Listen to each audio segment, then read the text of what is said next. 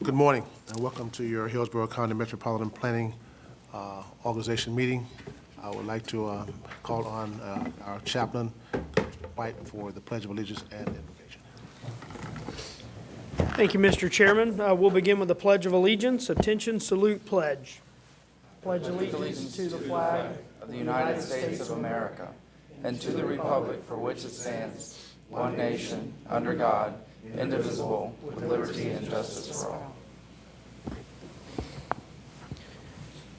Heavenly Father, I pray that you'll guide this board, our staff, and our stakeholders as we make decisions that are important planning decisions, not only for this county, but for our cities and various stakeholder agencies. Lord, as always, I pray for members of our armed forces and our first responders, and pray that you'll guide them and comfort them and deliver them home safely each and every day. I ask for all of these blessings in your heavenly name. Amen. Amen. Thank you, Commissioner White. We have the minutes from our last meeting of June 12, 2018. I hope you had a chance to review those. Have a motion to accept those minutes. So moved. Second. There's a motion by Councilman Maniscalco, seconded by Councilman Coyne to accept the minutes. Seeing no further discussion, all those in favor, let me say aye. Aye. Aye. Opposed, likewise, motion is adopted. Now move into public comment. I have 3 speaker cards here. The first one is Chris Villa.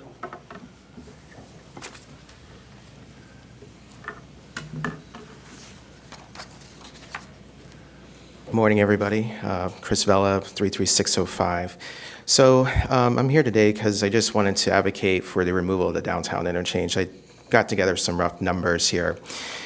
It is a barrier in my neighborhood, and as I presented endlessly in previous meetings, I've shown that and proven that. We're going to talk about traffic counts, so we're going to focus on average daily traffic, why it's relatively flat. So if we go north on 275, immediately north of the downtown interchange, we only saw a 5,500 car increase from 11 years ago. 18,000 cars less since 2002 going northbound on I-275 before the I-4 feed-in. For I-4 feeding I-275 northbound, we only saw a 4,500 car increase from 11 years ago. I-4 starving to I-275 at 10,000 from 11 years ago. However, for 6 years, it was below 10,000, so that 10,000 is what the threshold is right now. For the worst case in the downtown interchange, we're seeing 226,000 cars going directly north. However, in 2003, this number was significantly higher. We actually saw 2,000 more cars. Between 2009 and 2015, that 2,000, the count was actually below 200,000. So we had a period of several years where we were below 2,000. That's part of economics and traffic. So in 2012, we actually saw that number down to 164,000. So I just wanted to let this board know that it's not that alarming. We're not going to see worst case scenarios for the downtown interchange in fact. In fact, it's relatively flat, and then we also see how economics kind of drives that point, and how we're seeing more millennials and younger folks living closer to downtown, making more short trips. So to put all these numbers in perspective, I picked the 2-lane Columbus Avenue by the downtown interchange. Well, guess what? That's nearly 27,000 cars every day. Isn't that crazy? So how do we start removing this? Well, we're going to be having a lot more east and west connections, more opportunities to bike and transit to get to places. So we're going to see those peak numbers really drive down because we're going to distribute traffic perfectly. How do we terminate? Well, the roads already do. I-275 terminates, so does I-4 to the downtown interchange. So you just recess them back to local arterials. You introduce some reverse engineering. Turbo roundabouts is one great way to redistribute traffic. Another is disperse traffic by reducing speed and redistribute that along the grid. And then you end up having transit. So for example, freeways move about 2,000 people per mile, but with actual street transitway, we're looking at 10 to 20,000 people moving. Sidewalks, we're looking at 9,000. Also bicycle boulevards, we're looking at 7,000. So, these are significant decreases on loads if we were to move the downtown interchange, and to complement the boulevard and I-275. Lastly, I just want to end, we will get 100 acres if we remove this horrible barrier. Thank you. Jim Davidson.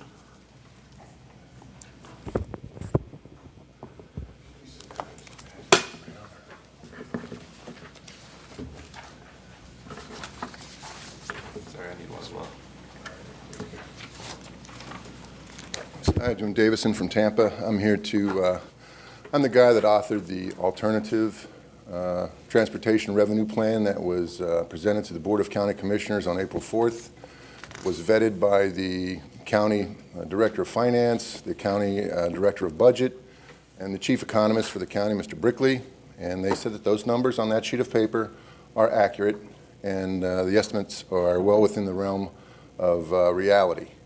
So I decided to save Beth some time of figuring out what the financial future was in the long-range transportation plan. If you expand those numbers out to 30 years, it comes out to $12.7 billion without raising the sales tax. About $3 billion of that will go for transit alone. Now you know why the Tampa Bay Times won't print it. It's because nobody in their right mind is going to vote for a 1-cent sales tax when you can get almost the exact same thing for not raising your taxes. And $3 billion will go for transit. This organization has not passed a financed long-range transportation plan in an entire generation. My kids have never experienced one. They're 25 years old. Principally because you have held hostage this county to a sales tax which started in 1995, and you have not deviated from that in the last 25 years. Your own polling shows that a 1-cent sales tax will not pass. This will pass. This will be embraced by the people. The choice is yours. I can tell you right now that it's going to take a lot more than $10 million by you-know-who to get that even in the realm of passing. And we have no intention, whether it gets past the validation this weekend, gets past the audit, which everybody knows it has to have, or the injunctions, or the voters. That will be the next long-range transportation plan, finance plan. I can guarantee it. So I thank you for your time, and I look forward to working with you in the future. And I would encourage you to have all transportation come down and debate the issue with me, as well as the tearing down of I-275 and making a boulevard out of it. To give you an example, if you pass a 1-cent sales tax, the mobility fees will be decreased by about half, decreasing the ability to fight sprawl. That's just one thing. Sharon Calvert.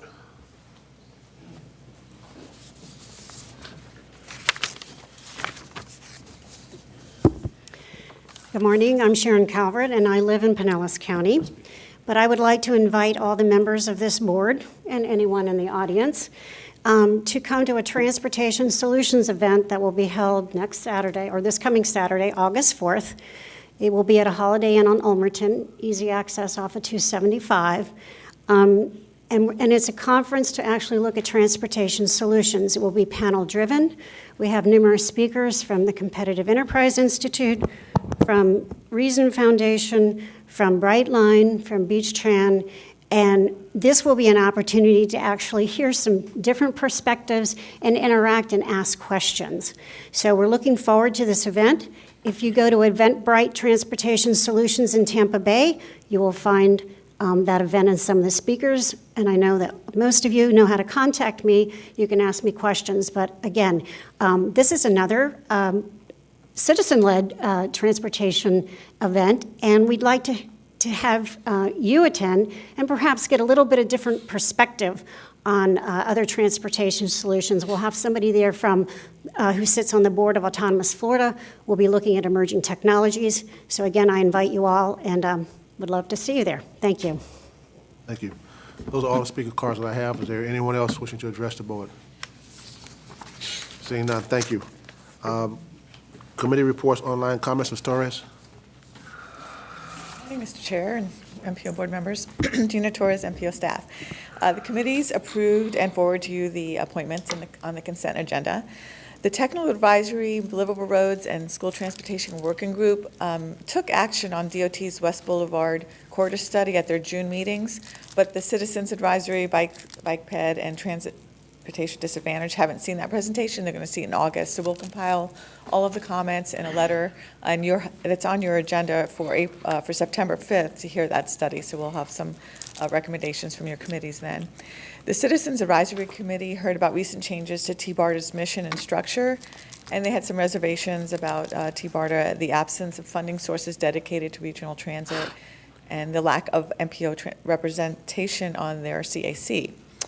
The BPAC held a retreat in July attended by Councilman Maniscalco, and a number of ideas for future projects were generated. The Transportation Disadvantage Coordinating Board discussed a proposed Tri-County Regional Pilot Project to provide door-to-door sustaining trips between Pasco, Pinellas, and Hillsborough. That's life-sustaining. They will meet August 16th with Pasco and Pinellas Transportation Disadvantage Coordinating Boards to discuss that idea further. They also approved the annual update of the Transportation Disadvantage Service Plan. Other presentations made to the committees in June and July were the MPO's Best Practices Study, It's Time Tampa Bay, the Growth Scenarios for 2045 LRTP. The Tampa International Airport Master Plan update was very interesting. South Coast Greenway Study, changes to the Riverwalk due to the Convention Center and the Water Street development. Safety outreach at several back-to-school events was discussed. A project to facilitate data sharing among cities around the world. Lastly, the T-BARTA MPO's Chairs Coordinating Committee reviewed and approved the annual update to the regional priority list for multi-use trails, as well as the Transportation Regional Incentives Program, or TRIP. The Hillsborough County's project to improve I-75 and Big Bend Road interchange was approved as number 2 for the TRIP grant. And new county project was added to the candidate list for intersection improvements on Brandon Boulevard to improve safety and traffic flow. Candidate projects for the trails priorities include portions of the South Tampa Greenway, Tampa Bypass Canal Trail, and the South Coast Greenway. So we have some Hillsborough projects on those regional priorities. The CCC then met with the MPO chairs for the Central Florida Alliance and heard presentations on the economic development initiatives by the Tampa Bay Partnership and Orlando Economic Partnership. New magnetic levitation technologies with applicability to intercity travel were discussed, and a panel discussion on connecting the markets. The CCC and Central Florida Alliance jointly approved a resolution supporting preservation of the transit envelope in the I-4 corridor. So those are your committee, summary of your committee reports for June and July. I have the online citizen comments. I'll just move into that. There were no Facebook comments for today's meeting. 5 people emailed. Mr. Sawalish continues to be concerned about the intersection at the front of the VA entrance and Boosby Downs. He's requesting traffic signals, crosswalks, and streetlights. This has been forwarded to the county. Ed Johnson forwarded a message from Mr. and Mrs. Mathis. They didn't say what their first name was. Sent to Mayor Buckhorn praising the pop-up community gardens that were at 22nd Street and Chelsea. And Wade Reynolds and Michelle Ogilvie were behind that initiative, and it literally was just going out there and putting a local garden in for the community, and they really hope it remains permanent there, or can be a permanent one. Mauricio Rosa sent a link to an article highlighting the negative impact of the extension of I-49 in Louisiana. There was an article on that, on the low-income and minority populations, and he wanted that to be considered when looking at TB Next. He also wrote about the transit forum and suggested that elected officials should try and learn how to use transit and use the bus service when they're talking about those transit projects. Chris Vila was also concerned about some rumored interchange closing. Secretary Gwynn handled that. It was not going to be closed, that intersection. Charlotte Greenberg had wrote requesting information about MPO studies and their actions or outcomes. We also received 2 mailed letters. One was from a concerned citizen. They were worried about Hart's recruitment practices and financial decisions. And lastly, Charles Loeb sent a 4-page handwritten letter, which was kind of fun to get. You don't see those anymore. Supporting a commuter versus high-speed rail, particularly between Tampa and Orlando. And he was a proponent for transit-oriented development along that corridor. And as a way for the raise, if proposed site, he thought that Union Station would make a good stop for that. That is all the online comments for today. Any questions, Ms. Torres? Thank you. Moving to the consent agenda, we have a motion to approve the consent agenda. Second. Motion by Commissioner Merman, second by Councilman Maniscalco to approve the consent agenda. See no further discussion. All those in favor, let it be known by saying aye. Aye. Opposed likewise. Motion is adopted.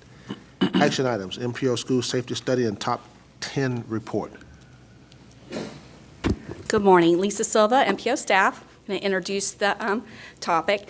So I don't know about you, but I've been enjoying this light traffic all summer long, but that is soon to end. As many of the Well, you've been members riding. heard, school's right around the corner.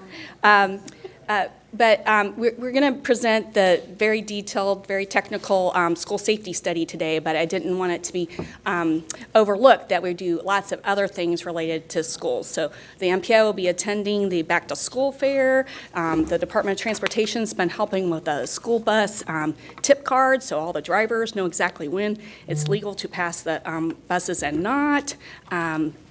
We got invited with Ms. Stewart's help to the principals meeting, so every single principal got exposed to the school transportation working group materials and resources that we have to get kids to and from school safely and to help their parents, like carpool and get off of our congested roadways.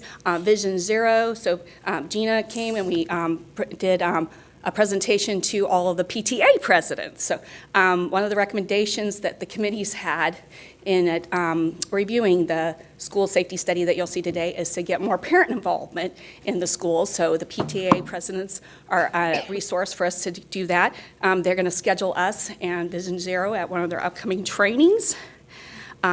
Just lots going on. Our jurisdictions that are identified in the school safety study have already been busy working on implementing the recommendations, and you'll get to hear a few of those as we do the presentation. We had two great consultants do two different phases of this very detailed study. Chris Keller with Tyndall Oliver will be first up, and then Matt Weaver with Element Engineering will do the second phase. So bad to see that. I'm saying, If I can make this big. All right, good morning. Chris Keller, Tyndall Oliver. As Lisa mentioned, this is the Hillsborough MPO school safety study, and it really was completed sort of in two phases. And I'm going to give you guys a brief overview of the first phase. I think I came to you guys earlier in the year, gave you a more detailed version of that. So I'm going to be brief and let Matt go into the details of what we've found through this study. Really, one of the things that I've shown in every presentation that I've done for this study is this slide, and the reminder of, what our purpose is. And really our purpose for this study was to improve safety and mobility of the students of Hillsborough County.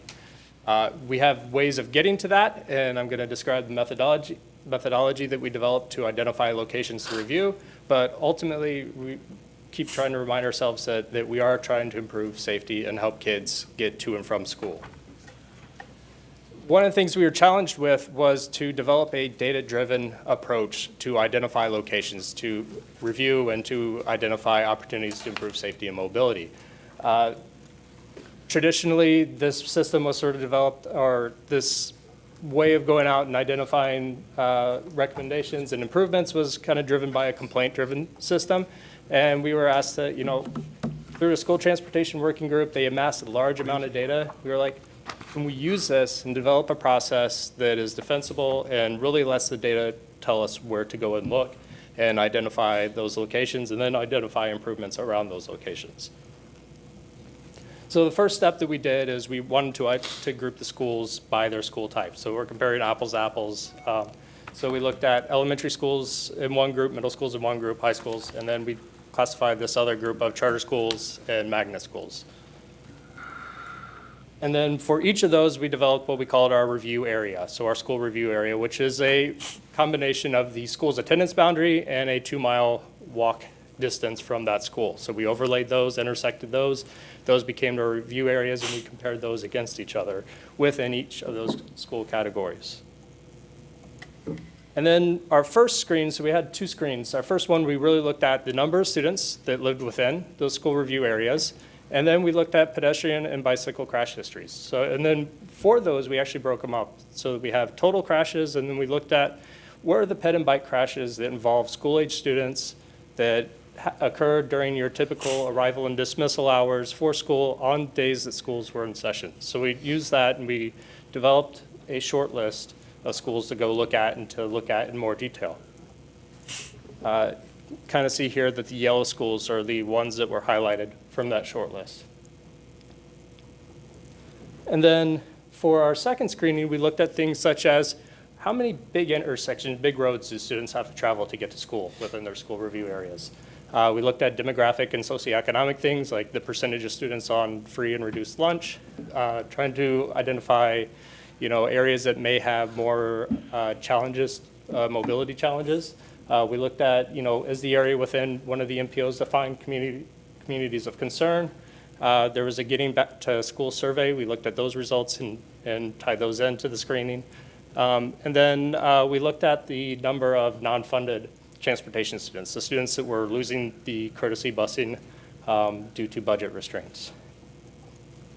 So we took our Screen 1 lists and our Screen 2 criteria, and we combined them. We added some weightings to them, and we were able to develop what we call our prioritized school area list. And these are the 10 locations that we identified. One of them, we also looked at proximity to schools, so a couple areas were combined. So we actually have 12 schools total that were reviewed. And with that, I'm going to pass it over to Matt to talk about those field reviews and what he's identified. So I'm Matt Weaver with the Element Engineering Group, and what we really wanted to do was take the data that Chris and his team came up with and the School Transportation Working Group came up with and develop a list for these agencies that are looking to do things. They're already doing things. It's just we want to give them that tool that they can use this process as a repeatable way to say, okay, well, we know we're going to do a project in this area. Let's make sure we add these crosswalks because that's a recommendation out of this report. They are looking for things to do, and this was a way to give them different things that they could do. So we looked at systemic recommendations, which are things that can be included in any projects that they have, whether it's crosswalks or enhanced signing or doing lighting. We looked at site-specific recommendations. So at every school, we identified a couple of things where we said, hey, this sidewalk gap needs to be fixed. Actually, in the picture on the right, that's the driveway entrance from the Bush Boulevard side of the school, and there's no way, because of that fence there, to actually walk on a sidewalk into the school without walking in that driveway. So that was one of the site-specific recommendations that we presented as part of this. And then many of these agencies, whether it was the City of Tampa, Hillsborough County, FDOT, they all have projects ongoing in these areas. And so they were just happy as can be that, hey, here are some things that you might be able to incorporate into those ongoing projects as well. So this was just a framework where there are some short-term, some medium-term, and some long-term recommendations that they can incorporate in their ongoing activities, their work program projects, just a framework for repeatable things. So for instance, key systemic recommendations were a lot of intersection and corridor lighting. There is existing lighting in a lot of these areas, but it's the high-pressure sodium, the more yellow lights. But there's a lot of ongoing projects to add new lighting, to retrofit the existing lighting to the LED, the brighter white lighting. We met with the City of Tampa about their lighting project and potentially having this be a framework for a new budget request to say, look, we had these other lighting programs that are kind of being phased out. Maybe the next administration has an opportunity here to ask for additional lighting just specifically based on these school prioritization lists.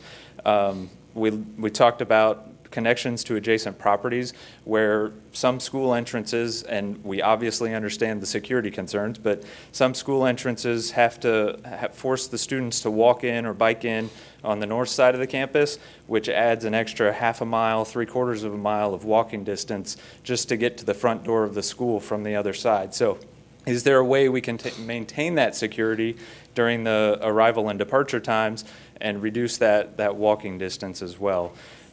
We identified some priority corridors for sidewalk connectivity because, the recommendation to put sidewalks everywhere, that's a great recommendation, but we know that that's just not necessarily possible. So let's identify those key corridors where the students can funnel to and then use those key corridors to get the students to school. Driveway design, school zones, those are all consistent things where a lot of the big intersections have, let's say, gas stations where the driveways are not necessarily very well defined, and so then the students are walking along this and there are cars turning in and out. That's a big potential for conflict. Again, enhanced signage for crosswalks. This is just one example near Farrell Middle Magnet School.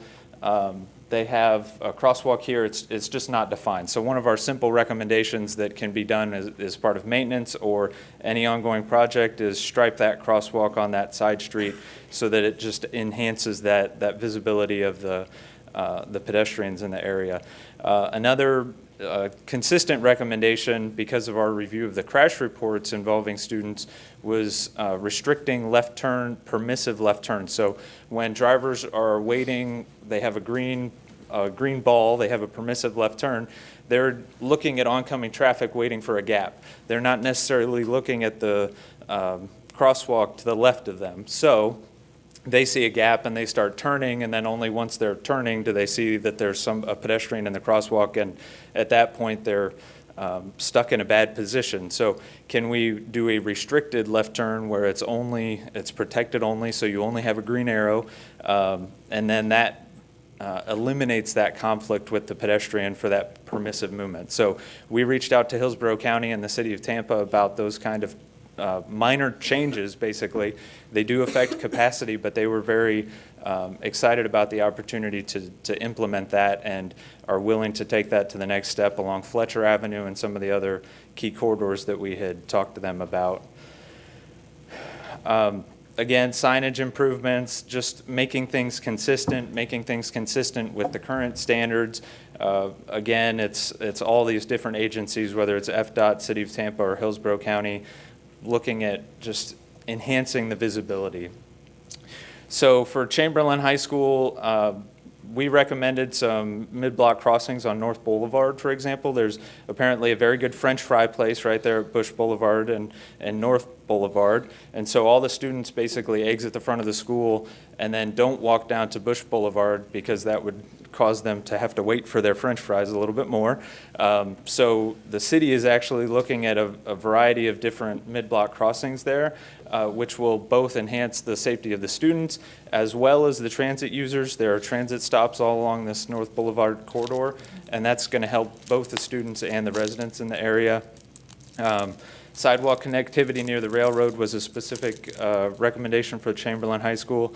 And then talk about the possibility of reducing the speed on Bush Boulevard for the school zone. So that's part of the FDOT West Bush Boulevard corridor study that's ongoing. So also lighting. So lighting, again, was a consistent improvement.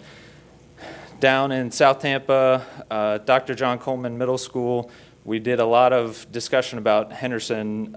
With the diagonal layout of Henderson, it just makes the pedestrian crossings and the signal timing very unique. And so there's a lot of opportunity, and the city is already looking at potential projects in their long-term program to look at making those crossings more clear, enhancing the visibility of pedestrians, and doing some signal modifications there.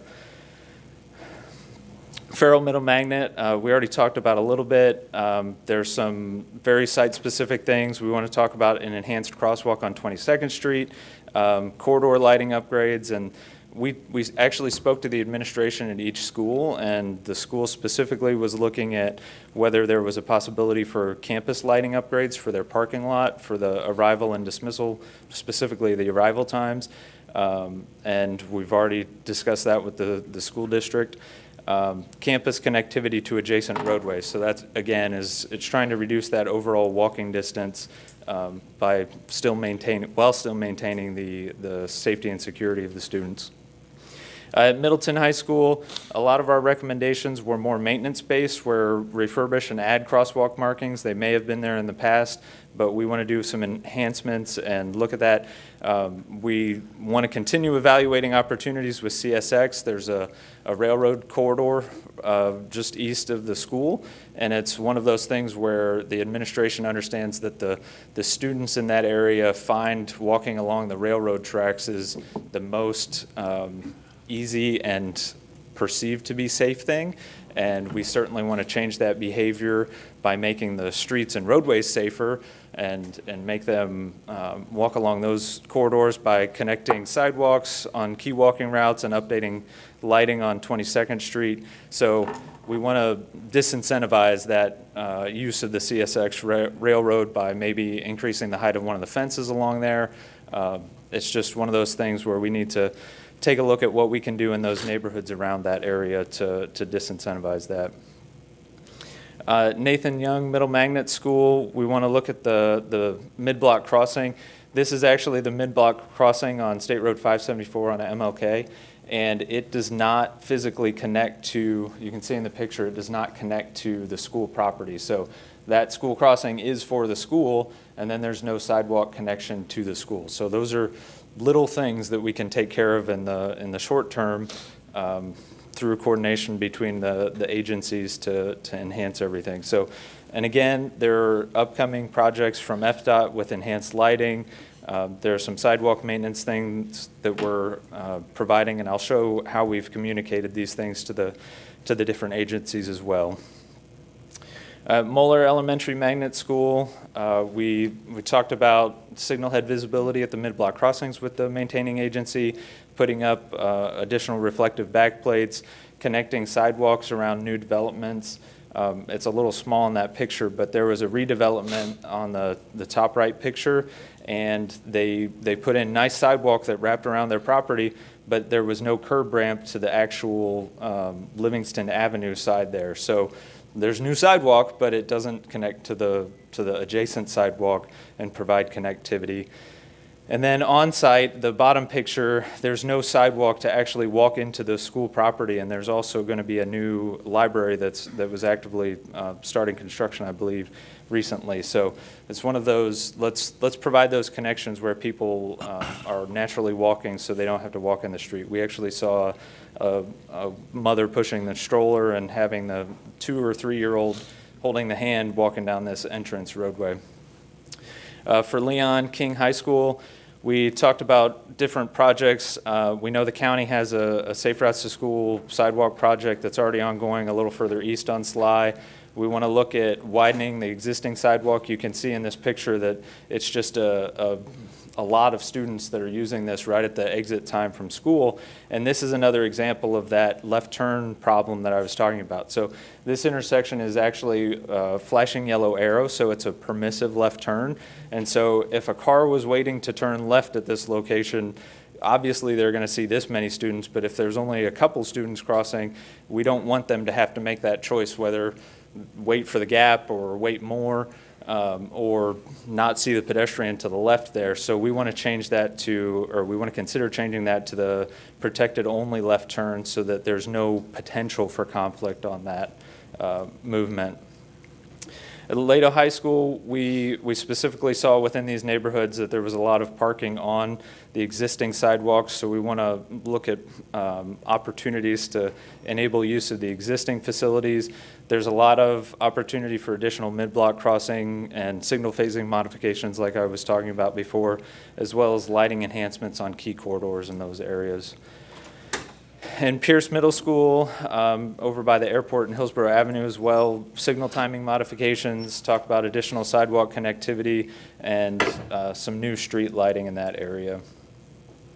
Plant High School, one of the first things we saw was that this entrance did not have any sidewalk connectivity. So if you're coming into the school in the morning, walking from the Dale Mabry side, you have to walk into the driveway basically to walk into the campus in the same location where all the students are walking. So we want to look at an additional gate or some other delineated sidewalk area for that entrance. We want to talk about what we can do to deter U-turns on Himes Avenue. A lot of parents were just dropping students off on Himes Avenue and then immediately doing a U-turn, which is not safe around that mid-block crossing area. Sulphur Springs Middle School, or K-8 school, this is one that the Hillsborough MPO and the City of Tampa just finished a Safe Routes to School application for. So there's a number of key improvements in this area that are being considered by Florida Department of Transportation right now for funding. Enhanced markings and pedestrian connectivity, There's some different opportunities for on-site walkability enhancements. There were some curbs that the younger students might have problems stepping over as they got dropped off in the drop-off area, so we presented those to the school district as well. And Van Buren Middle School, which will be Carter G. Woodson K-8 school here in the fall. On-site sidewalk connection, that was the one that I mentioned in the very intro slide. Some enhanced school zone signing for that area, and then signal phasing modifications. So this is the intersection of 22nd and Bush Boulevard, and it's just a very large intersection. So the lighting has been upgraded to LED lighting, but we want to look at opportunities where we restrict those permissive movements, whether it's right turns or left turns, so that any students using this crosswalk aren't impacted by those drivers having to make the choice between turning because they have a gap and pedestrians crossing the intersection. So again, there's so many things going on with Hillsborough County, the city of Tampa, FDOT. We presented this to the CTST as well. There are so many things that we identified as short-term, medium-term, and long-term. We developed tables that I'm going to cover on the next slide, but basically the project here on the right, there's already a signal going in front of Lato High School, changing the access patterns as well. So there are a lot of good things that are already being taken care of that we identified at these key schools, but there's also those things that we want to do long-term that we've identified and presented to the agencies. So the next steps are implementation with agencies through the school transportation working groups. We identified each recommendation by school, by the observation, by our suggestion, and then the agency that would be responsible for that, and then the time frame and level of effort required for each of those recommendations. So short-term, 0 to 2 years, mid-term, 2 to 5 years, long-term 5+ years. So these are some of the things that just we want to start thinking about. We want to start getting projects programmed for, and so that's why we provided these lists by agency to each agency that we're working with. And we did prepare planning level cost estimates for all of the recommendations that we put together, and it was just around $12 million. So that's why there's long-term, mid-term, short-term. Some of those things, again, can be incorporated into maintenance. Some of them require the actual programming of new projects. So that's about all. Are there any questions? Mr. Mechanic, you have a recognize. Yeah, I noticed you recommended quite a few mid-block crossings. I mean, I thought that they were discouraged in the sense that it's not predictable to the motorist when you're creating crosswalks between streets like that. What are the factors you consider in that? When there's obvious locations where pedestrians and students would be crossing, like 22nd Street, there's an existing crossing right next to Farrell Middle Magnet School, and it's signed as a school crossing, and it's used as a school crossing, but it doesn't have any of the enhanced lighting and the rapid rectangular flashing beacons that are being utilized more and more. We look at those kind of opportunities where we know there's an opportunity for a crossing guard. We balance the opportunity where we know the crossing guard staff has been limited, and we really identified the need. So if there's a need, we're going to make that recommendation. And if enhanced devices need to be used, like the RFBs and school crossing guards, you know, I'm sure the school district, they were very open to the idea, and the sheriff's office we need to talk to about saying, yes, there's a genuine need here. This is an appropriate location to do it. On North Boulevard, for example, near Middleton High School, they actually are already doing a lot of that. The city of Tampa has already identified, because of the transit users in the area, that there's mid-block crossings. So the benefit of the mid-block crossing specifically is that you're attempting to consolidate all those crossings from a big general area to one specific area. And with those transit, the North Boulevard, for example, just north of Bush Boulevard, that location specifically is a good candidate for that, because not only will the students use it, but the transit users from the community will use it as well. And to consolidate those crossings to specific locations helps the driver know, hey, this is where I should expect people to cross. We have enhanced lighting at this location. So it all goes hand in hand to increase awareness and to consolidate those crossings at a single location. Thank you. Mr. Green, you recognize. Thank you, Mr. Chairman. Matt, thank you for the report, and Chris also. But I'm not sure if you addressed this earlier, Chris, but I noticed there are a lot of specific recommendations, but I have just a general question about bicycle activity. I mean, Sure. Do kids ride bikes to school these Yes, days? we absolutely saw a large number of kids biking to school, and that's actually one of the things that Safe Routes to School recommendations can actually, or Safe Routes to School funding can actually pay for is actually bike racks on campus and doing those kind of encouraging programs where you say, hey, you can walk and bike to school. So at Middleton, we saw bike racks full. We saw more bike racks than I was expecting when I started. But I'm a cyclist, so I'm kind of biased toward that I love seeing the kids on their bikes with their helmets on and anything we can do to encourage that. So we looked at those opportunities too where, let's put in some wider sidewalks so it's easier to ride your bike. That was one around Lato High School as well. So we absolutely looked at that too. That's important to give those kids that opportunity. Good, thank you. Mayor Gerardo. Where you're looking to restrict permissive movements, are those, and it's on some of our busiest corridors, are those going to be time specifics that it's hours right when school's going in and right when letting out? So will the signals be timed? Those were conversations we had with Hillsborough County specifically and the city of Tampa. And Hillsborough County was very open to the idea of looking at by time of day restrictions. So the flashing yellow arrow, the example I showed, you can program that to like along Fowler Avenue. I know the department has programmed those signals to be protected only from 6 a.m., I think, to 7 p.m. So during some of the busiest times, just because turning across 3 or 4 lanes at those locations it's challenging at those times of day. So they take that flexibility that's provided by that traffic control device and program it by time of day, and then that makes everybody have the opportunity to make better decisions. So absolutely, that's something that the county's going to look at, doing that by time of day during the school entrance and exit hours. I have a real quick one. Commissioner Merman, you recognize. Thank you. I just have a real quick one. Did you look at charter schools? Yes, they were included in the analysis as well. Because we seem to be, at least in my office, get a lot of complaints about school crossings, because charters are built differently. I mean, they're built under different rules than regular public schools, though they shouldn't be, but they are. So I think that we've got a lot of charter schools going up in areas where there's a lot of growth, but there's no sidewalks. There's no school crossings, there's nothing available.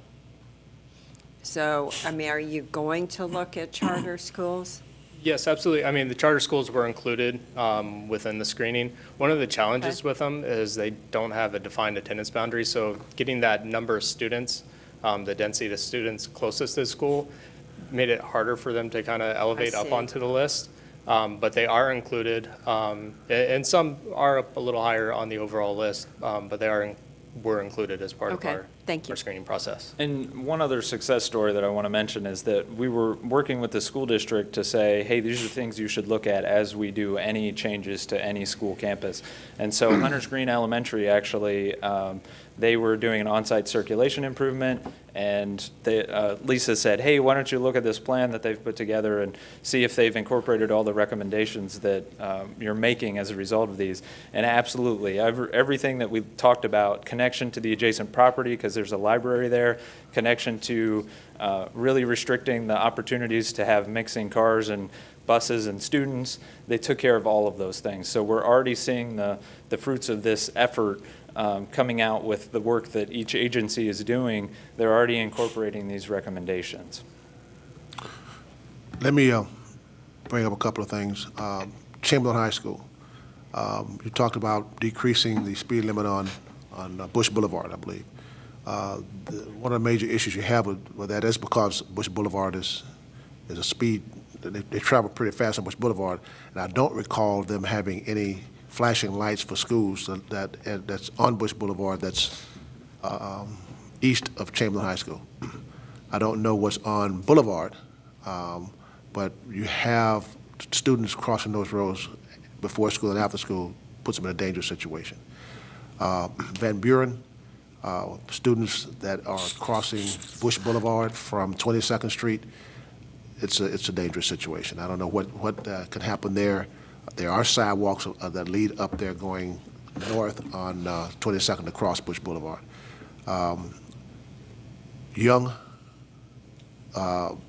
One of the most dangerous things that you see is that there is a flashing light on north and east and west on Martin Luther King. During the school hours, probably 75% of people don't pay attention to that 15-mile-an-hour school. They speed through there like mad. Yeah. And I've called the police department. They come out there a couple of days, issue some tickets. They slow down for a couple of days. They're right back at it again. Another issue you have is a crossing right in the middle, right in front of Young Middle School, between the flashing lights, that students cross that road, that there's no walking, there's no guard or anyone there. They take their lives in their own hands crossing that road. It's really dangerous. Farrell, I'm saying all this because all these schools in my district. Farrell, there's a flashing light for Farrell. It starts about a couple of feet south of North Bay, and then there's another one that ends about a half a mile, maybe not even half a mile, a couple of football fields north of Farrell. But if you're coming out on those mid-streets and you turn on 22nd Street, you don't see those lights. So they're speeding along there. And at the end of the day, because that is a magnet school, a lot of parents pick up their kids and they actually park along the side of 22nd Street, curving on the Chelsea, and it is a dangerous situation. And it also has a problem with the students from Middleton walking back down 22nd Street and going south because they're blocked off the sidewalk. They have to walk sometime in the streets. And if you're talking about Middleton, you're talking about 22nd and Osborne, there's no crosswalks there. There's nothing preventing those students from crossing those streets, and they're taking their lives in their own hands. So just want to, I know you're doing a lot of work there, but you might want to take those things into consideration when you're looking at that. Yeah. And we absolutely, we're already talking to the school district about the on-site circulation at Farrell, because that sidewalk blocking issue was one of the first things that we That's saw. bad. And so they're already looking at that and looking at opportunities, because that, you're right, that absolutely affects a number of schools in that area with the walkers. So all valid points and things that we're looking at. Okay. Thank you for your presentation. Any other questions, comments? Okay. Thank you very much. I think we have to Appreciate it. move approval. Yeah, we need to approve the, well, there was a motion by Councilman Maniscalco, second by Commissioner Kemp. Any further discussion? Seeing none, all those in favor, let me know by saying aye. Aye. Likewise, motion's adopted. The Plan Hillsborough Strategic Plan, Ms. Alden.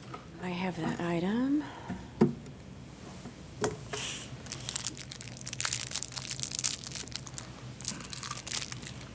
Thank you so much, Mr. Chair and board members. I'm going to fly through this presentation because we have a couple of guest speakers that I'd like you all to have the opportunity to talk with. As you know, our staff support for the MPO board is provided as part of a consolidated planning agency that also serves the Hillsborough County City-County Planning Commission and the Hillsborough River Interlocal Planning Board. And this provides a number of efficiencies. We cover a lot of ground by working together. We share outreach activities, we share IT, we share financial management.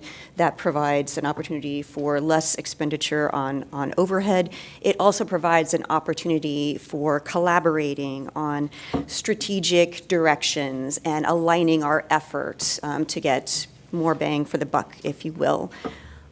So this past half year, we've been working together on a strategic planning process.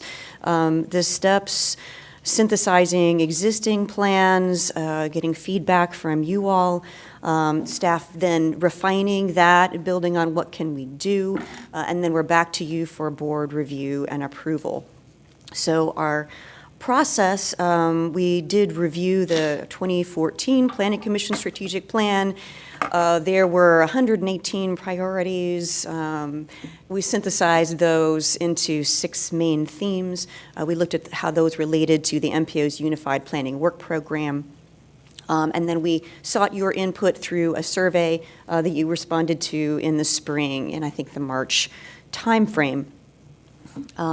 We then held a strategic planning board retreat. We think that this is the first time that we've had the boards of the Planning Commission, the MPO, and the Hillsborough River Board all meet together. And so it was kind of new and different, and there was a lot of kind of out-of-the-box thinking. And I want to thank you, those of you who were able to make it to that.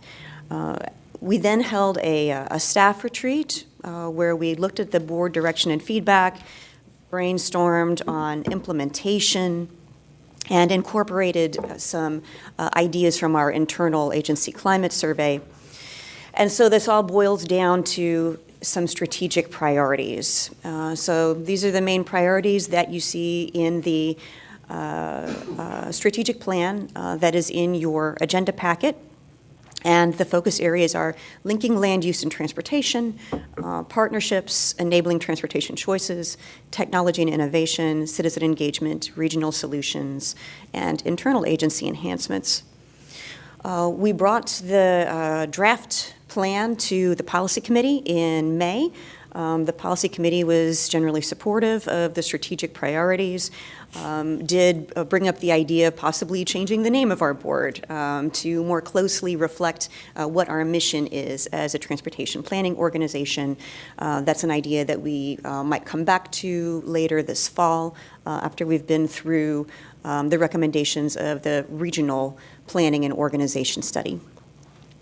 So how does this affect the work of the MPO board in the area of linking land use and transportation? We're looking at paired land use and mobility options, such as the Brandon Boulevard mixed-use centers and corridors study, and we're working together now on we just finished an application for a grant for TOD, Transit-Oriented Development Planning, and maximizing economic development potential in transportation decisions. In partnerships, looking at opportunities for more participation from underrepresented groups, expanding our Speakers Bureau, and more service projects like the Garden Steps project that Gina mentioned under committee reports. Enabling transportation choices, we talked about improving the grid system, incrementally the street grid system, working with local government policies, continuing Vision Zero.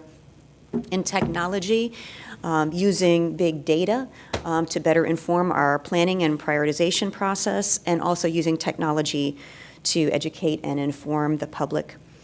Citizen engagement, a lot of opportunities and ideas here, social media, earned media, also clarifying what our messages are, working together to break down entrenched positions, coming to people where they are.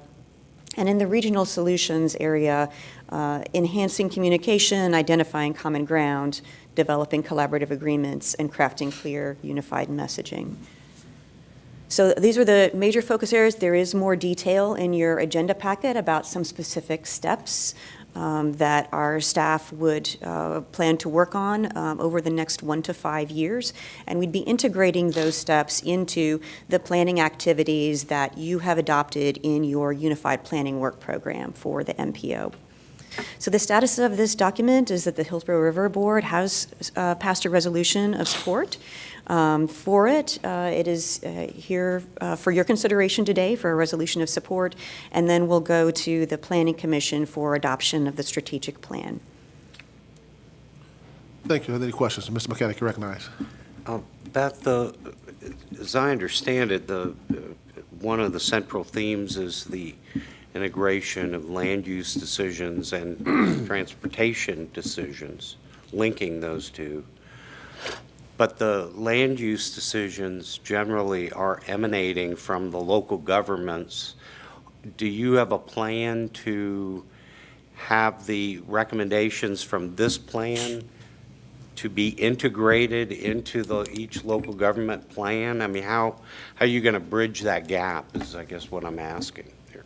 So that's a great question, and I think that's why it's so valuable for us to have one staff supporting the Planning Commission as well as the MPO, because the Planning Commission staff is working on a daily basis with the land use planners at each of the local governments and looking at how development decisions align with the comprehensive plans that have been adopted by each local government.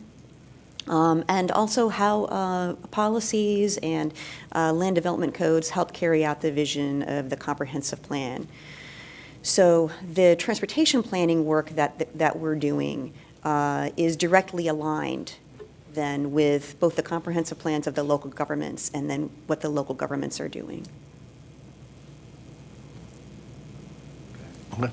Commissioner White, you recognize. I think Mr. Mechanic pretty well covered questions. Any other questions, comments? Seeing none, is there a motion to accept the plan? So moved. Second. Motion by Commissioner Kipp, second by Councilman Maniscalco. Seeing no further discussion, all those in favor, let it be known by saying aye. Aye. Opposers likewise. Motion is adopted. Status reports. Ms. Alden, Bus Rapid Transit. Thank you so much, and I'm just going to briefly introduce our speakers. We have a couple of status reports on our agenda today at the request of our policy committee. And as you know, there have been a number of questions on this board, also at the policy committee, about bus rapid transit. What does it look like? What could it do in our community? Trying to picture what all of that means.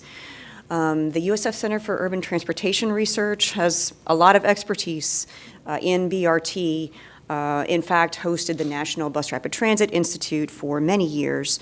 And so I've invited the current executive director, Robert Bertini, who is going to be working with the county on a peer review study, and also Mr. Dennis Heinbaugh, who is a director of transit research. Mr. Heinbaugh will speak a little bit about some of the emerging technologies that we now see in BRT. The policy committee also asked for FDOT's perspective on how BRT is working right now in South Florida. And so we're very lucky to have Ms. Jennifer Fortunas, who is the statewide managed lanes engineer, come to our meeting today, and so she'll be speaking immediately afterwards. Thank you.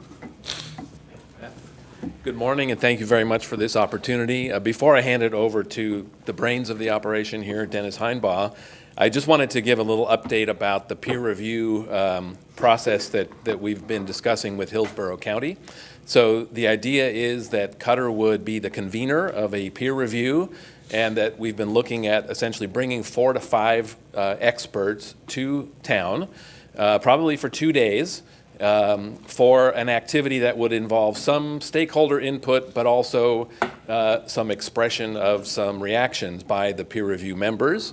And the idea is that the 4 or 5 people would cover areas of expertise. We would have one facilitator who kind of is a high-level person in transportation research and practice in the United States, bringing together expertise in 4 different areas that we've laid out, including the idea of how do you develop and maintain an underlying public transportation network to support a BRT spine like the one that's being proposed.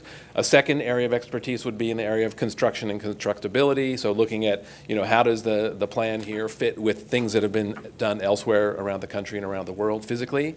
A third area would be focused on land use and the station areas. What needs to be done now or what needs to be done over time to change land use or change different strategies to basically leverage public sector investment around station areas. And then the fourth area would be kind of in the real estate arena. What sort of real estate opportunities, property, property value capture and things like that could be possible within Hillsborough County if the project were to move forward. So the concept would be as I mentioned, bringing the experts to town and having them interact to some degree with stakeholders during a limited period of about 2 days or a little bit more. And then they would, of course, go away, but they would provide, the facilitator would be pulling together a written summary and probably a presentation of their findings. So that's kind of where we are on the peer review. We have not finalized the time or the actual the timing or the actual names of the individuals yet, but we're in active discussions with Hillsborough County about that. So at this point, I'd like to turn the podium over to Dennis Heinbaugh, and I just guess I would mention that he's probably the person who convinced me to apply for this job and to move to Tampa, so you can either blame him or give him credit. So Dennis. Thanks, Rob. Good morning. Let's see here. Well, for probably the 100th time you've heard here in the last year, I just want to go I'm sorry. Oh, Dennis Heinbaugh with the Center for Urban Transportation Research. Go through what is BRT. Again, it's an innovative, high-capacity, lower-cost transit service that's capable of achieving the performance and benefits of rail. That's very important for this community. It's got a wide choice of running ways, from mixed-flow arterials and freeways to dedicated right-of-ways, grade separated, and managed lanes, which you're going to hear about in just a few minutes. It also includes enhanced stations. That's a photo of a station in Kansas City. Innovative stylized vehicles. That's the Civis Max in Las Vegas. Off-board fare collection, real-time information, transit signal priority, improved level of service, and branding and marketing. Quickly, and Jennifer, I don't know if, hopefully she wasn't presenting the same thing, but this is a video from Miami-Dade talking about their BRT and the busway project, but I just thought it was a really nice video.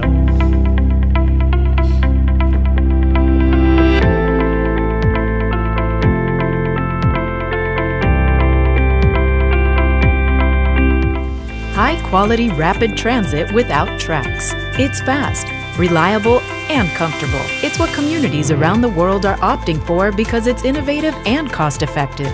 Rapid Transit Service, or RTS, has all the benefits of rail or light rail, but it costs less and takes less time to implement. The vehicles are rubber-tire trackless trains, and one of the greatest benefits of RTS is that it runs on paved, dedicated roadways. I mean, obviously, we don't need to show a simulation, a cartoon simulation of a BRT. They're in service in over 50 communities in the United States. Our thinking and our data show that nearly every transit agency, MPO, is considering bus rapid transit in their community at this point. So what is it again in summary? It's a flexible, affordable, customizable service. It can be implemented rapidly or incrementally. It is the fastest growing public transportation mode in the U.S. in sheer numbers, not in dollars, but in numbers. Light rail systems get more money, but bus rapid transit, there's more of them every year. And also freeway-based, which we're looking at here in Hillsborough County, is also becoming a more common type of BRT service. So near-term advancements in BRT, we're expecting that electric buses will represent more than 50% of the bus fleets by 2030, with BRT services leading the way. Advances in charging stations will allow buses to recharge quickly at the end of the route, significantly increasing the operating range of the buses. Also, as you've heard locally with HART and PSTA and others, automated transit shuttles are now in the market and will continue to grow, serving as downtown and campus circulators and first and last mile feeders. We'll continue to see greater use of articulated, which are the double-sized buses operating in BRT corridors. We're also beginning to see more use of what's called BAT lanes, business access and transit lanes. This allows an almost dedicated type of service, only allowing vehicles to use the bus lane for turning movements, whether it's a left turn or a right turn. We also expect to see continued advancements in fare payment technology, especially in mobile phone payments. And all of these will greatly enhance the integration of our regional transit system as we move forward. Qatar is currently working with the Federal Transit Administration and the American Public Transportation Association, APTA, in the development of revised standards for BRT services. So this certainly will put us at USF and Qatar in a good position to help you with BRT in the future.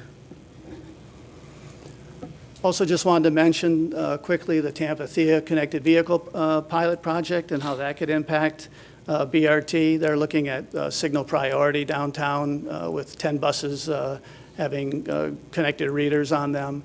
Also looking at streetcar conflicts. Everything learned from the Tampa-Thea Connected Pilot Project could be used in our BRT systems that we're looking at. In the mid to long term, advancement in transit automation are front and center. The Federal Transit Administration recently published the Strategic Transit Automation Research Plan, STAR. And in it, the STAR plan describes the anticipated advancements in transit automation, starting with automated braking and precision docking, automated shuttle service, bus automation within maintenance and fueling facilities, and leading up to full bus automation and automated BRT services, as you see in the red there. The timing of our regional BRT system here in Hillsborough is perfect. They're looking to do demonstration projects in the next 5 years. We will be in a position where we could secure federal funds to operate an automated BRT system in one of our corridors. So, won't automated vehicles replace the need for transit service? That's something I hear often. The simple answer is no. Less than simple answer, well, maybe a little. It will be complementing existing transit services and paratransit and first mile in rural areas, medical trips, circulators, but that's a long ways out. In our opinion, automotive automation is still in the 20 to 30 years because it's just going to take a long time for mass adoption and market saturation. But one thing that we will see in the near term is automation in BRT corridors. So if you have a controlled corridor where you can control the environment, we think that that'll be a first place you'll see automation in the transit industry. And with that, I thank you very much and answer any questions if you might have any. Any questions? Commissioner Kemper recognized. When you say the in-controlled corridors, I mean, from anything I've read, that's true with automated vehicles. So a controlled corridor would necessarily be something, I'm imagining, that isn't at street level, that doesn't have pedestrians or anything around, that is the kind of thing that are on elevated expressways. It could be less than that. I mean, right now, they're operating semi-autonomous vehicles in Minnesota on their Bus on Shoulders project. It helps them stay in between the lanes. To get full automation, initially, to not have as much risk, certainly you'd want to be in as controlled of environment as you could be. You know, with a dedicated lane, a curb, something like that. And my concern, which I've expressed numerous times in so many ways, is not at all about BRT per se, although that covers a wide category. Here it wasn't. I mean, most of the BRT doesn't have, across the country that we're now kind of calling BRT, doesn't have a dedicated corridor like rail has. You know, of every single, I do not know a single expressway project, even when they call it BRT, that actually has a dedicated corridor. I know the shouldering, I know the managed lanes, but, you know, and we have even here from this report from DOT that they took models from, there's no such thing as when the orange line in Minnesota, for instance, the dedicated corridor comes when they're at street level downtown. And so I'm just, you know, wondering about that aspect also. I mean, there's a few. I mean, the Miami busway is dedicated to transit only. It's a hot lane. No, not the managed lane, the busway, which is, I don't even know what street that's on, but US 1. Also the You're talking about street level. At street level. Right. Which is, but I'm talking about asking about anything that would ever be a dedicated at an elevated level. for BRT, if you could name one? Elevated? Again, just freeway-based, but not elevated. Right, and they're in yeah. managed lanes, right, okay. Any other questions? Seeing none, thank you very much, sir. Thank Appreciate it. Transit in Florida's managed lanes, Ms. Jennifer, is it Fortunas? Fortunas, I believe. Also, if I could add one thing while she's getting set up, I provided an attachment in your agenda packet to Ms. Fortunas's item, which is excerpts of a report that we prepared with the DOT 4 years ago now, I think. And so it is a little bit dated, but we went ahead and provided it because it had some case studies of how transit operates in managed lanes in other areas. Great, thank you. Hello, I'm Jennifer Fortunas, the State Managed Lanes Engineer at Florida Department of Transportation. I appreciate this opportunity to speak in front of you. I'm just going to give an overview of our policy for buses and express lanes, talk a little bit about express bus service in Florida, talk a little bit about the department's role, and some planning guidelines that are available, and then I really want to conclude it with the thought of direct connections and park and ride lots. So there is equal access for over-the-road motor coaches in our express lanes. All buses are permitted to use the express lanes, and this includes your transit buses, your school buses, and your over-the-road motor coaches, which are like your Red Coach and Mega Bus. There are 2 rules in the Florida Administrative Code that addresses the express lanes and the bus's use of those express lanes without paying the toll.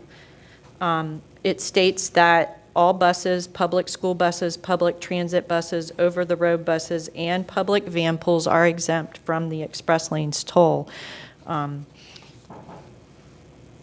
So how would they take advantage of that? There's actually an application process that's available on floridaexpresslanes.com, which is our express lanes website, and you can register and then properly affix your SunPass transponder, and this registration is renewed annually. So the only difference for the express lanes is there are also Florida Turnpike express lanes. So the buses that are registered on those facilities would pay the general toll, and then the buses on the interstate would pay no toll. So what are express lanes? They're basically a type of managed lane that's physically separated either by a barrier or express lane markers from the general use or general toll lanes of the roadway, and they use pricing as a way to manage the congestion, to provide a more reliable trip, and it's more efficient use of that additional capacity. So if you think about it, when you add a lane, once that lane fills up, you can't produce any more cars in that lane. By pricing it, you're able to manage the number of cars that would go in that lane, providing a choice for the reliable trip. And these benefits of travel time reliability and choices are extended to the transit users through transit operations and routes that would operate in the express lanes. So what is express bus service? Basically, it provides a high-performance, limited stops. It's based on connecting your major origin and destinations in the region. It carries a very high number of passengers between the 2 destinations, or between your origin and your destination. It's typically served by park and ride lots and is a commuter choice to then go to your high-density employment area. And it operates typically during the peak periods. This is in contrast to your local bus service, which would serve a street-level station, frequent stop, short trips, which they kind of work together to provide the final destination. Of course, the benefits of using Express Bus are the same as the benefits that the driver gets from choosing to use the express lanes. They get a reliable trip. It's at a reduced cost because the bus is exempt from the toll. It improves our person throughput, which is a big way to improve mobility, and it encourages our transit ridership. So I thought this was really interesting. This came out of the HART Transit Development Plan report in September of 2017, and it was a survey, and the number one motivation for these people to start using public transit is to avoid traffic jams and peak commute hours.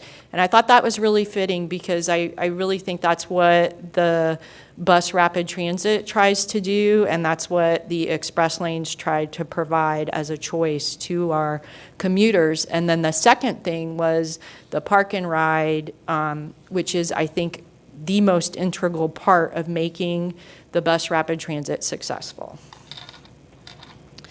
So a little bit about Southeast Florida.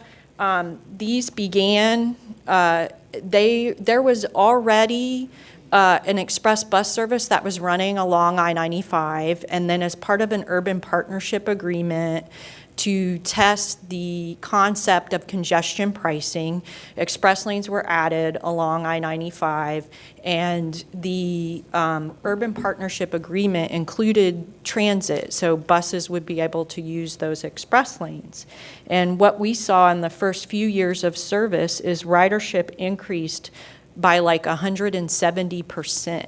The buses had to go to the articulated buses because the service was so successful. The total person throughput increased 20%.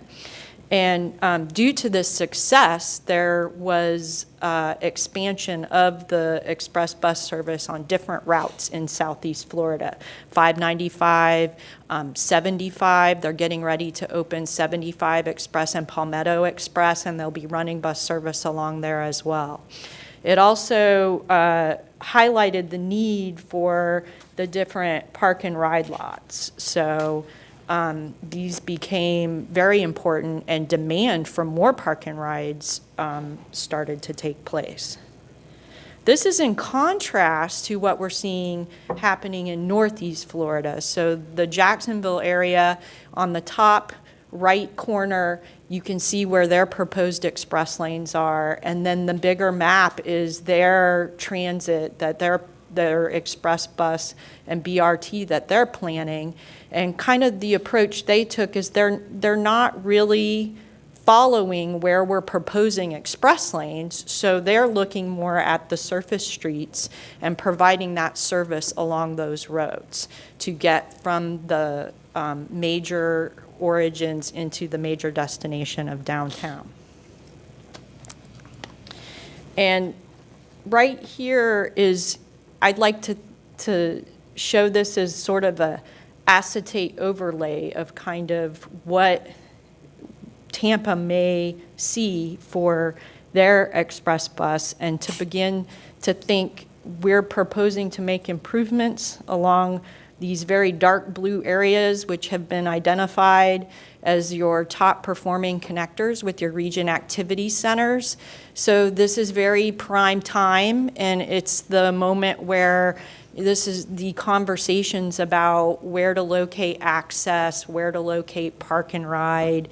They need to begin if this is something that is a vision for this area. It requires a lot of multi-agency stakeholders. So what is the department's role in all of this? Basically coordination, and by improving the roads and adding managed lanes, there's now a running way for this more reliable transit concept.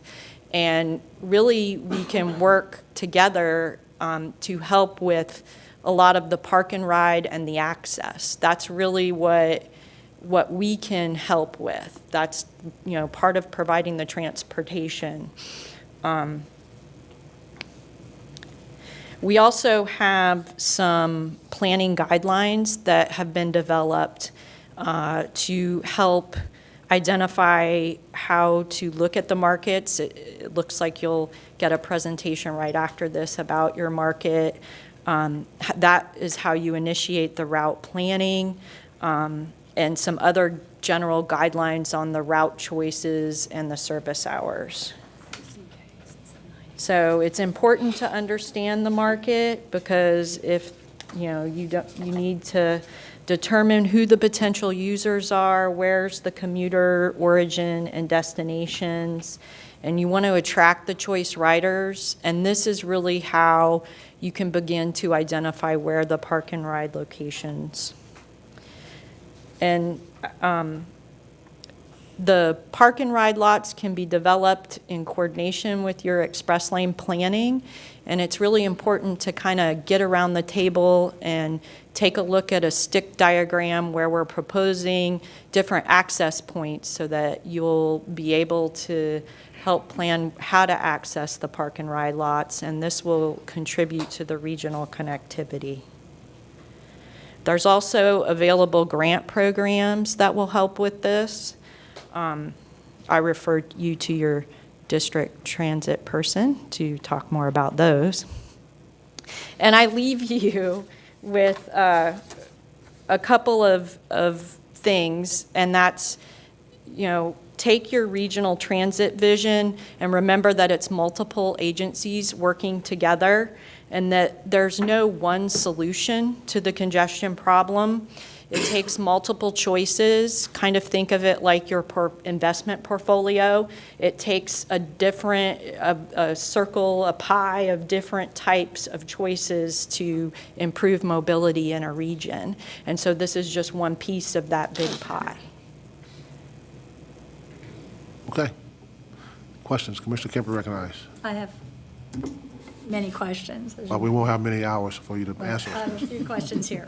One is that if you can clarify the types of marriage lanes, those are high occupancy vehicle lanes and the hot lanes, high occupancy toll lanes, and express toll lanes.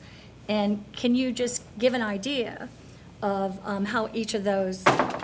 Yes, ma'am. The high occupancy toll lanes allow an HOV, a high occupancy vehicle lane that has been converted into a high occupancy toll lane, to have the high occupant vehicle, usually 2 or more, sometimes 3 or more people per vehicle, to ride in that managed lane without paying the toll.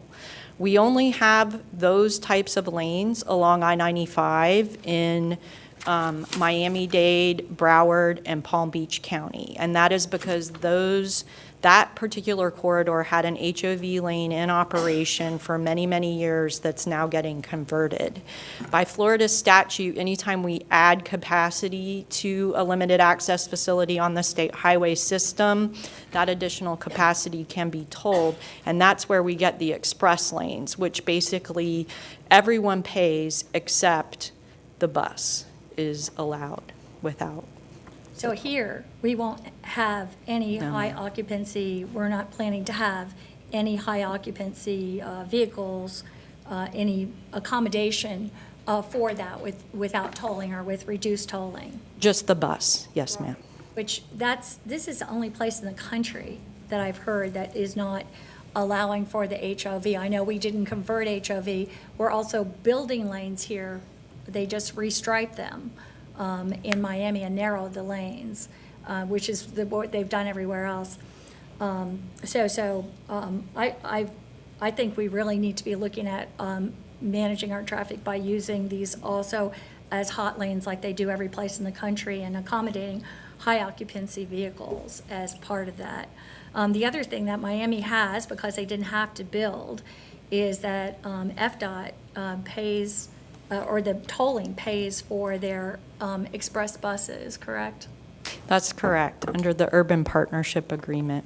Right, but we won't have that here because there won't be, because we'll be paying to build our express lanes. Until there's excess revenue that can be applied, no. Right. I don't know when that would happen. The other thing that I think was real unclear about the presentation, at the 95 Express, which is referred to here very frequently as a model for what we're doing here. For one thing, you mentioned park and rides with Yes, that. ma'am. But there's no park and rides that have been built with that, correct? With 95 Express, they have a number of park and rides, and they are improving some existing and adding new ones. But the only places that the 95 Express stops, the one main trunk that you have, is in downtown Fort Lauderdale and in downtown Miami at places where that already existed. There's been nothing built with this project for that express bus. Nothing built, meaning not a, No park and rides built, no big infrastructure built to accommodate that project. Because these are downtown locations where they're picking people up in each yeah, I'm case. not sure. Yeah, I well, would have, that is actually the case about that. The other is that the ridership on that is about 2,000 a day, daily, which compared to riderships, do you know what the other routes in Miami are, the local routes and what their riderships are? No, ma'am. They're about 8,000. They're really strong local routes. So this is a minor, not a minor, but a medium to minor route, a single route. It's no kind of spine for the system or anything like that that we're talking about here. We have many routes today that are local at street level routes right here in Tampa that accommodate 3,700, 3,100, 2,500, 3,000 a day right here, Hillsborough Avenue, Florida, Nebraska, which are way more than that route covers. Or I can't imagine would be projected for an elevated expressway route here. Commissioner Kemp, you're going to have to bring this in for landing. I'm sorry? You have to bring it in for landing. We're running out of time. Right.